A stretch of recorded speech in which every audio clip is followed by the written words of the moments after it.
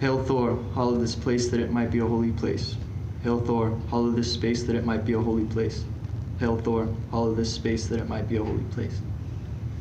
Dude, Cowboy Heathen just marches into the city council with an electric candle and gonna bless you in the face in the name of Thor.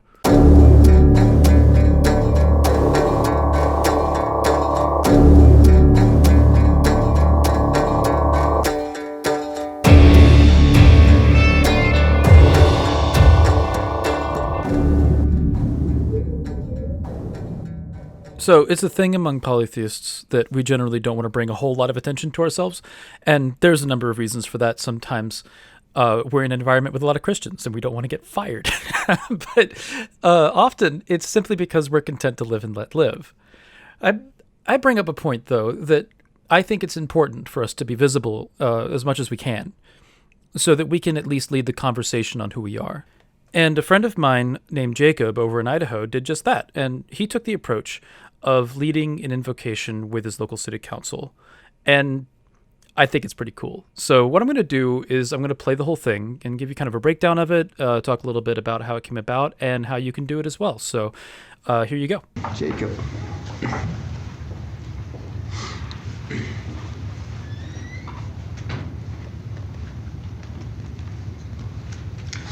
I'd like to first thank the Mayor and City Council of Pocatello for inviting me to give this invocation today, and to invite all to join me in a manner consistent with their particular faith tradition. Hail Thor, hollow this place that it might be a holy place. Hail Thor, hollow this space that it might be a holy place. Hail Thor, hollow this space that it might be a holy place. Hail Tyr, Hemerson, one-handed, you who bound Fenrir, hail. I stand here today on behalf of my fellow Pocatellans and on behalf of this council. May my words and offerings which I give today on their behalf be pleasing to you. O feeder of the wolf, may you bless this council today, that they be granted wisdom and clarity of mind. May they be free of all uncertainty, that their path may be sure. O battle god, may this council know your strength and courage, that they may be emboldened to action. May they be free of timidness and indecision, that they may act confidently and without reservation. Hearken to this prayer, O Thing Lord, as you have hearkened to my people's prayers before. Smile upon this council today, O God of law and justice, that through them the entire community of Pocatello might be blessed. Hail, O Lord of justice, may the victims of the Christ Church Mosque shooting be comforted in this troubling time. May justice be served in these most painful of circumstances. May the shooter be held accountable for the wrong which he has done in the name of the ancient ways, and may the gods and his ancestors turn their faces from him and toward his victims. May those who have passed on rest softly with their God and their kin, and may those left behind find peace, comfort, and healing. May this gift of water, that which sustains life and purifies the body and soul, be a pleasing offering to you, for it is freely and humbly given in thanks for your many blessings and in hopes of many more. Gifts given, the rite has ended. May our prayers be answered favorably, and may all in our community know the blessings of the gods today and always. Thank you. Thank you. Thank you very much. Very well done. We'll move to agenda item number 3. I was glad to see that reaction from the council member. There's a number of ways that these things can go, and that's about as good as it gets. I'm sure you can imagine some of the other possible reactions that could exist in these kind of scenarios, so that one's really good. And Jacob told me a little bit about this experience, that he was nervous as hell and his hands were shaking, and that's really hard to avoid. You once you get up in front of that podium and you're standing in front of a bunch of people. I've had this experience a couple times. It's you can prepare yourself as much as possible, but as soon as you're there, all of a sudden it's like pressure's on. Oh boy. So, that's just one of those things you just kind of have to swallow and roll with. But there's a couple of reasons why this is important, and I want to talk a little bit about that. And that this gives us a break from the norm of Christianity having control over this place of speech. And this is something that secular humanists have brought up, that a number of other minority religions have brought up, and we should be doing that as well. And it's important to upset that monotony and take advantage of our religious freedoms. And it gives us a great opportunity to be able to represent ourselves among people that otherwise wouldn't be exposed to our faith. So let's look at the ritual itself, and we can kind of go through it and explain it. So there's two gods that are invoked over the course of this ritual, and that's Thor and Tyr. And generally, at the beginning of a ritual, you do a hallowing. And Thor is seen as a protector of mankind, and is often invoked as a hallowing god because of that association with protection.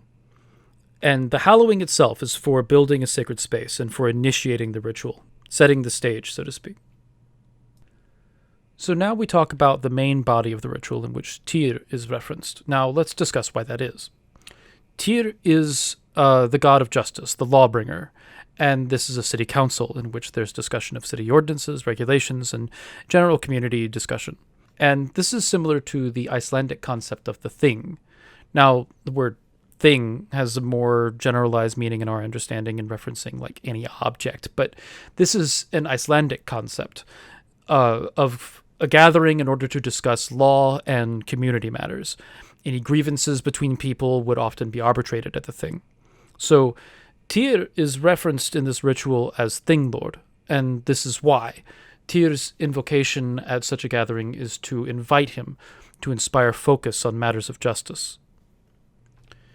Tyr is also mentioned in part because of his opposition to chaos and his status as an opposer of chaos. There's a few legends with Tyr, but there's only one with him as like a main character, and that is the one in which he sacrifices his hand for the good of mankind and for the good of his community in opposition to Finir, which is the wolf of chaos, famously the wolf that is released at the end of the world at Ragnarok. Now, Tyr, it's interesting because if you look at those, there's a number of gods that have made sacrifices. There's most notably you have Heimdall, who sacrifices his ear, Odin, who sacrifices his eye, and then Tyr, who sacrifices his hand. Now, in the case of Odin and Heimdall, they sacrifice their eye and their ear for personal benefits. But Tyr's sacrifice is a little bit different. He doesn't sacrifice his hand to the Well of Ymir in order to receive some kind of benefit. He sacrifices in the face of chaos. And his sacrifice is seen as more kingly, more for the greater good rather than for himself. And that further solidifies him as the deity to be invoked at this ritual. So then we get to where he references the Christchurch shooter. And this is an important part of the ritual. The shooter, according to what he's written, doesn't seem to be heathen, but he does mention Valhalla. And he did utilize many of our symbols. And it's a common thing among irreligious, Europhile racists to use symbols of our faith, and even Christianity, to be honest, as window dressing for their racism. It's common to the point of frustration, and there is a sort of battle over these symbols. So it's that much more important for us to distinguish ourselves from these disgusting people. And Jacob does this well. And Jacob mentioned that after the ritual, a Muslim woman came up to him and thanked him for the prayer and what he said, which was reassuring for him. And Jacob let her know that the shooter was not a heathen, and that his actions do not reflect our values, and that she was glad to see that. And this particular instance, I think, highlights the importance of this action and how important it is to show counterexamples as part of the conversation. So let's talk a little about how this came about and how you can do it. So the first thing you should know is this is an all volunteer gig. You're not gonna find you. You got to find them. And often city councils are looking for non-Christians. So if you're heathen and you're interested, it's entirely possible that you can do this if you want. And you can use Jacob's ritual as a template if you want, or you can come up with your own. It depends on your intention.